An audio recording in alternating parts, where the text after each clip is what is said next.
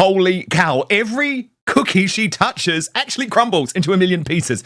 Prince Harry and Meghan Markle, I didn't think I would be saying this today, have the biggest Hollywood flop in history. Cookie Queens is the biggest box office disaster ever. And I'm going to explain why and take you through the figures. But effectively, the per-screen delivery for this film is way less than $1,000, making it completely not viable for any more cinemas to take it on. And remember, this is a couple who had international publicity around this movie, and they could not make more than $800 per theatre. The humiliation has got even worse, though, because the line that the mainstream media is picking up on, and I don't blame them, by the way, is the fact that Cookie Queens has been beaten at the box office by a cat video compilation. This is Will Braden's Cat Video Fest 2026, a compilation of the best cat videos submitted by fans that landed in 10th place in the box office charts. Harry and Meghan's Cookie Queens is outside the top 10 at number 13.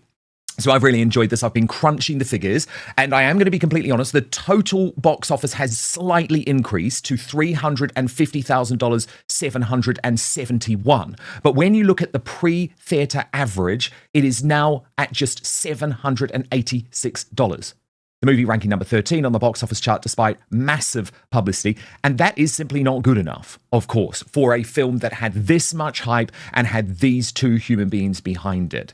Indeed, the docu-film about Girl Scouts is being trashed by Hollywood insiders. One industry source telling the Times newspaper, not taking the good name of the world's #1 cat video festival in vain, this is by any measure a pretty pitiful return. Roadside Attractions, the independent distributor responsible for Cookie Queens, was more positive about the opening. Well, of course, a spokesperson told US entertainment website Deadline that it had performed well with groups of current and former Girl Scouts. Well, very small groups. We're encouraged by the response, they say, and believe the film has a long life ahead of it as it continues to reach its many audiences. But it was not enough to beat the Cat Video Fest 2026, they say. Other high-profile documentaries have performed better, boosted by significant marketing from their major studio backers. Melania, Amazon MGM's profile of the First Lady, Melania Trump, took $7 million in its opening weekend in the US, despite poor reviews after extensive marketing.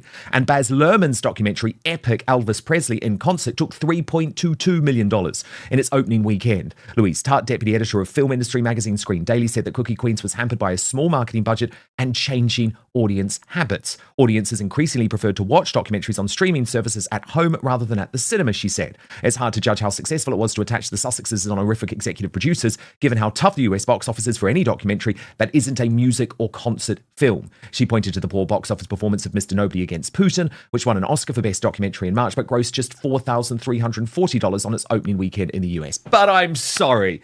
Spare me that nonsense. This is Prince Harry and Meghan Markle. Every mainstream media outlet have been talking about Cookie Queens. This is publicity that the Putin documentary could only imagine garnering. And still no one showed up. And I'll tell you why. These two are a drag on any project.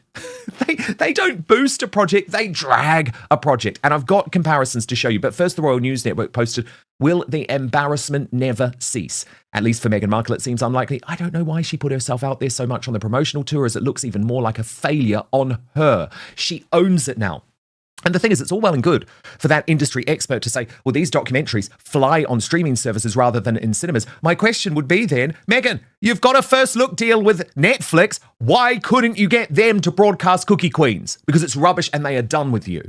Now, the real obvious comparisons that show why Cookie Queens is the biggest flop ever in terms of a documentary with this much hype are Tony, the Anthony Bourdain biopic. It opened to roughly the same or slightly more money, right? So $349,000. But check this out. It was only in 6 theatres, which meant it took a massive per theatre average of $58,000, whereas Cookie Queens is taking less than $800.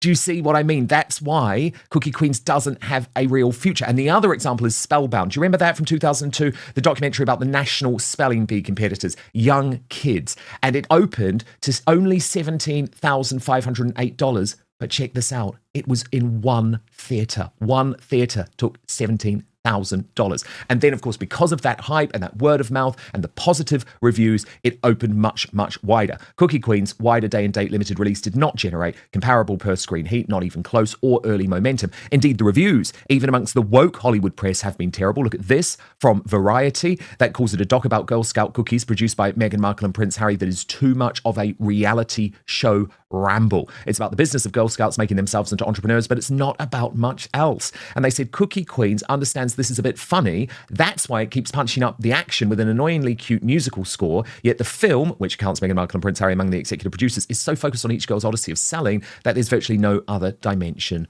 to it. And now Eleanor Mills, senior figure here in the UK, has just published a damning new essay in the Daily Telegraph saying the Sussexes' latest flop proves they only have one talent, telling tales about the royals. She says the disinterest in Meghan and Harry couldn't be more obvious. And this is an utterly damning piece of writing. She writes, I'm afraid Cookie Queens is just the latest proof that when it comes to creating films or TV that people want to watch, the Sussexes are talentless. Unless, of course, they are pulling back the royal curtain and talking about their very favourite subject themselves. Oh dear, it's hard to go on a worldwide publicity tour flogging your How We Met story and then ask for privacy. And it must be gutting for them that when they do try to produce promising projects which aren't personal, no one cares because they don't have the skills to create the magic which would make them fly. The Sussexes should stick to groceries. It worked for the king with his Duchy originals, and accept that when it comes to telly, they are a one-hit wonder. Their own soap opera is the only one anybody wants to watch. Legendary royal reporter Robert Jobson, author of the autobiography Walking with Kings, and of course the man behind the brilliant new Substack, joins me now. I mean, Jobber, look, we have spoken in recent weeks and recent months about a whole load of flops from the Sussexes, but this is box office poison. This is going to damage their chances of ever getting a Hollywood deal again, because all of that publicity, Jobbo, and it's not even making the top 10. It's at number 13, and it's taking less than $800 per cinema. I mean, you cannot get more of a disaster. And by the way, what does Hollywood care about more than anything else, Jobbo? They pretend to care about morals. They pretend to care about the woke ideology. No. Hollywood cares about money, box office receipts. And that's why I don't think Harry and Meghan should ever have done this. It's a huge error. I mean, the cookie crumbles, as you said right in the beginning there. It's absolutely crumbled. I can't believe that they've got anybody around them who, I can't believe they've got any advisors at all, because they simply go ahead and do whatever the hell they want. And this was going to be a flop from the beginning. As that, totally correct assessment put it, the only thing they've been any good at is flogging their whales, telling their story about their inside story about the royals, which they got their money for in the first instance. I think ever since you had them in the South Park, we want our privacy. That is how everybody views them. And and in terms of them flogging their wares that way, they've lost their traction because they've been frozen out of the royals in many ways. And now, of course, they're desperately trying to inveigle their way back in, so they've got something else to sell. But this is a disaster. I think that they must realise that, and to try and come back from this in a place where money talks is going to be very, very difficult, I think. It really is. And Jobbo, the promotional tour was everywhere. But again, I don't really think it's producing any good moments. At this time, it feels like the more we see of Meghan and Harry, the less we like them. And I just want to give one example that I picked out. And this was where I think, yet again, Meghan Markle is exposed in a major lie. And not enough people are talking about this. Because, Jobbo, you'll remember, one of her big moans about leaving the British royal family was this claim, and it was a lie. It was a lie that they didn't let her wear colour. Do you remember that? It was this thing I had, the Queen, the late Queen, the horrible late Queen. How dare she, Jobbo, had to be in the bright colours. And I had to be in the tonal, sort of the beige clothing. Oh, guess what, Jobbo? That was her choice, as she has now admitted in this video, because that's how she likes to dress. Look at this. Which Girl Scout cookie best describes your personality? Oh, trefoil. It's classic and classic. I can see trefoil for you. It's classic. It's sweet. Also, it's all the same color, and I like tonal dressing. It's the worst answer in the world. I mean, how stupid is she? It's like, do you not remember? Like, that was literally one of your main arguments about why you were forced out of the British royal family. And there she is now admitting during this promotional campaign, oh no, I love tonal dressing. So it was just a lie. It was just a total lie. Yeah, I mean, we know also, didn't she, that when she was advised, the Queen tried to give her some help and gave her saying, "Oh, you got to wear advisors. Oh, we wear a hat on this occasion, or we wear gloves." Meghan saying, I think it was on that first occasion there when the Queen was in her emerald outfit, I don't, my hair looks better down, and she didn't really get the message when it came to anything like that. She would not she would completely refuse to listen to advisors or refuse to sort of play whatever. The Queen was only advising about gloves and a hat because she would be wearing gloves and a hat for that occasion. So it was just part of being part of the team. But she didn't get she got the memo, but she didn't read the memo. So as a result, she would be wearing whatever she wanted, which were basically quite beige colours, because she thought that's what she looked best in. It was all about what she looked best in, not what they were advising her to do. But I don't think she can sit there and blame the late Queen for choices like that, and that's just been proven again hoisted by her own petard again, really. Indeed. Well, likewise, Jobbo, on the security front. So I just want to go through this because it's slightly complicated, but Harry and Meghan went to Canada over the weekend for this appearance at David Foster and Catherine McPhee's charity event. And the coverage wasn't good because all that got picked up really was this weird moment on the red carpet where she was sort of bossing people around and David Foster seemed to snub her in that moment. And it's just, can you just, for one moment when the cameras are on, not just organise everyone? So that was the main moment that went viral from it. But she went with her close friend, Kelly J. Zedgefan. And a lot of people are saying, if Harry and Meghan were so conscious about security, then why is Kelly J. Zedgefan announcing with intimate photos exactly where the two couples were? Nancy Sidley explaining Kelly Zedgefan wants everyone to know she went to Vancouver Island with Harry and Meghan and the kids. For people who tell the world they need armed security because they're under constant threat of being murdered, they certainly have no problem pinpointing their location. And look at this. This is Kelly J. Zedgefan's Instagram page. She's known as Heart Mom on there, and she writes, Jack's first plane ride, his first stamp in his passport, his first boat ride, lots of fresh air, time spent with best friends. So that's a reference to Harry and Meghan meeting new amazing friends. And you can see from this picture, they're in exactly the same location. And so Nancy Sidley argues, for some reason, Meghan really wants everyone to know the exact spot where she was staying on Vancouver Island. Technically, it was one of the Gulf Islands. Kelly showing the entire world the rental they stayed at down at the beach. And Jobbo, again, you have to just wonder what is really going on here, because I think Nancy Sidley is totally right. If Meghan Markle genuinely felt that she was under a security threat, she would say to her friends, well, no, of course you can't post our exact location. But I don't think she minds, Jobbo, because we also saw this, didn't we, with the Portugal post, where she was almost advertising to the paparazzi, this is where we are, this is where we stay, here's our favourite local restaurant. I feel like she's wanting people to know where she is so that the paparazzi can get pictures and they can then use that. Well, if they ever want to go back to Portugal and they're going to go to that same restaurant, they're going to get papped. So, the one rule is in security is you never leave a trail of where you are or what you're doing, even if it's a past, even if it's happened in the past, because it gives people a chance to track and work out a plan for when you next visit. But I think that there's no doubt, isn't there, that although she was scheduled to be at those events in the UK, she pulled out because the whole thing went belly up because of the Associated newspaper victory in court, and from that moment she didn't want to be associated with Harry or being seen next to Harry because it was part of being a failure. Now the reality is Harry has turned out for her this latest load of flops we're going to see with commercial side. I think this pushes more and more that they're going to try and get back into the UK. I think it does. There's been this so-called 100%. push for it to be a Thor. There's no Thor going on here. I think they're sort of backing the king and into a corner, saying, "Well, we want to come over and spend more time in the UK. We want basically what we put on in writing." When you broke the story about them leaving and makes it in the first place, this is what they now think they can achieve back in the UK. That's why the security has been such a huge point for them, because they think if they come back to the UK, they'll get the same trappings they had before Megxit, which is the full Scotland Yard protection. And they somehow seem to think that nothing's happened in between time. But it has. The people in the UK are going to find it most people anyway, are going to find it almost impossible to accept them. And it's their wreckage and their mess that they've made of it since they left will only reflect very badly upon the royal family if they are accepted back. If the king allows them back, I think it's going to reflect very badly upon him and his judgment.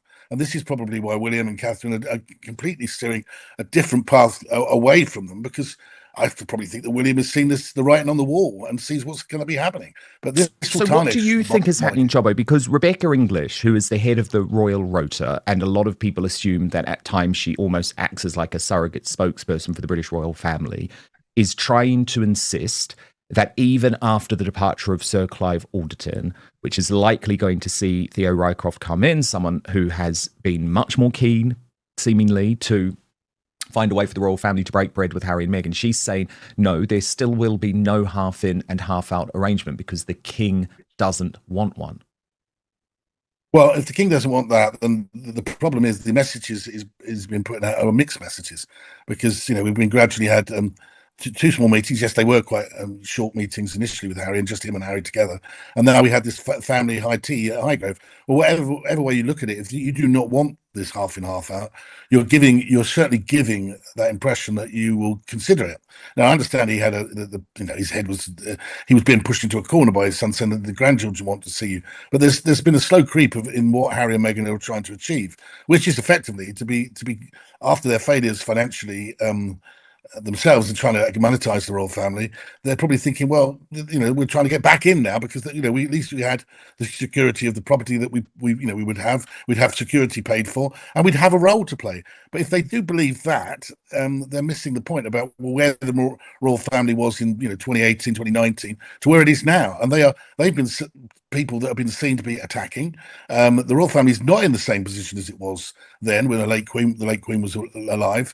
Although the king is fairly popular at the moment, the reality is it's a changeable look at the royal family. The actual Republican protests that go on are very loud and they're very vocal, they're very visual. Even we had it Trooping the Colour, the BBC turning to the chants and the people from the Republic not rejecting the rain, so therefore that never really happened before with the BBC panning in on the protests. So I think we're in a very different place, and that's a lot to do with Harry and a lot to do probably more with Andrew. But to think you could just waltz back in, I think it's both naive and dangerous for the royal family.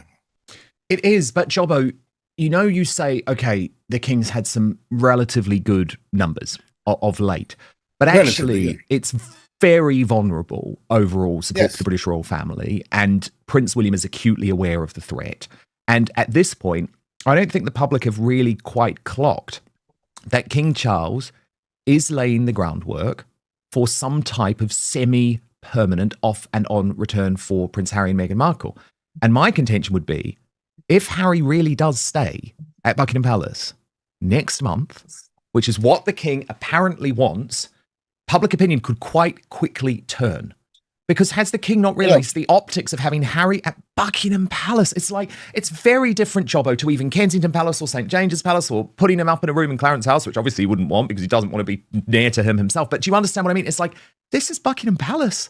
This is where the late Queen had her main residence. Yeah, I mean, what they're going to do is stick Harry and Meghan on the balcony. The reality is, Buckingham Palace, despite the fact that nearly 400 million has been spent on its renovation, is the headquarters of the British monarchy, despite the fact that both the King and William say they're not going to live there. That's an awful lot of taxpayers' money. Then to put up Harry in Buckingham Palace is ridiculous in terms of the optics. Absolutely ridiculous, because this is a guy that has railed against an elected government, of which it's the King's government, in name. He's railed against the institution of an independent judiciary, calling what the case against him a whitewash, which is a deep insult to Mr. Justin Nicklin and his and actually the independence of the judiciary. And he's again obviously tried to take out the free press, which has been his trying to say he's trying to do it to change the way of the press. He was beaten overwhelmingly in that case, with completely hands down against the Mail. And this fight against the so-called free press has been dealing with things going back 25, 30 years. So 25 years. So to me, he's on a crusade to nowhere.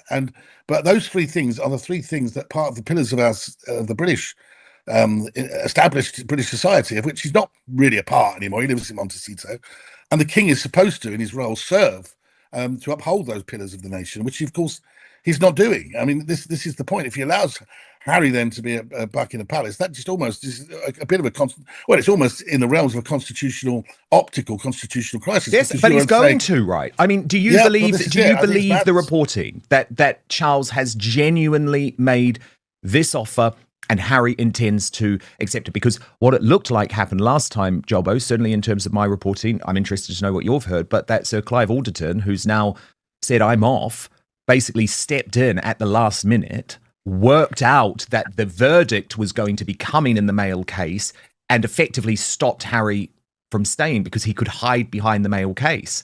But in September, there might be nothing like that to stop the offer.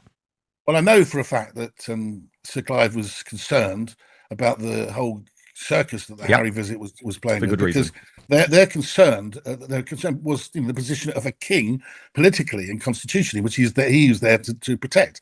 Now, the reality is, Clive Alderson would have seen the situation going on in government, where you have an MP actually somebody who wasn't an MP becoming prime minister in Andy Burnham, and then having to smooth that path through. But and that was a real, that's where the monarchy has to come into play, which is, when there's people are unsettled about that whole process. After all, Burnham, who was not even an MP at the time of the last election, was just being effectively shooed into number 10. Now, there was a lot of disquiet about that.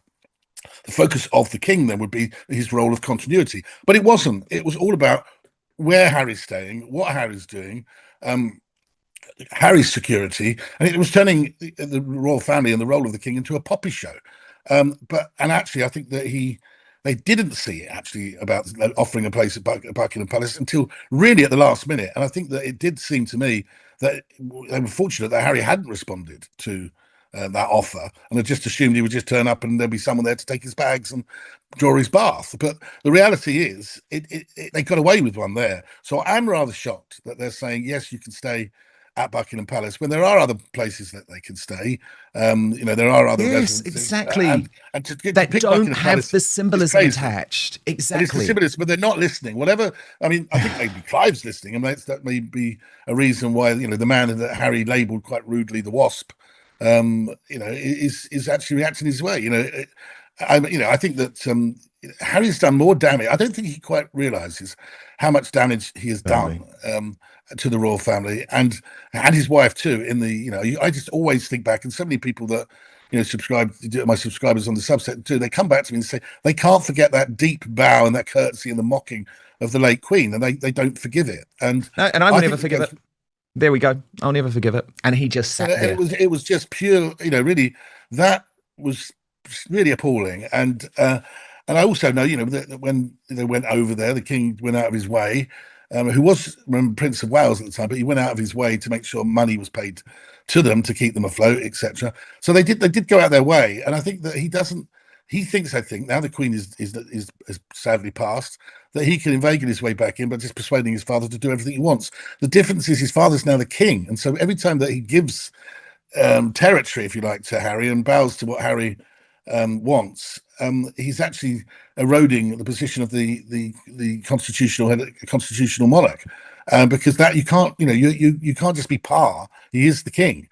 And the king comes with the territory that you have to then, everything you do will be more scrutinized and has an impact, not only on your reign, but on the future reign of his son, who will be King William. Now, that is a problem because, I think that what's going on here is we have a king who's living with cancer, doesn't want conflict. Nobody wants conflict, at least of all the king. And I think, in all sadness, I think that Harry, he may want to spend more time with his father whilst his father's in this estate, but he's sort of playing him a little, I think, to say the least, and it's leaving the monarchy as an institution exposed to these two people that have just abused their privilege far too much. Indeed. Now, Jobbo, speaking of King Charles, I do want to discuss all of these new claims that are circulating about his marriage to Queen Camilla. You are, of course, the man who has covered that relationship for decades, broke the story of their engagement. So what we're going to do is head over to Substack as the Royal Uncancelled After Show. This video is for news reporting, commentary, and educational purposes. The views expressed are based on publicly available information and personal analysis. We strive for accuracy but encourage viewers to verify information through official sources.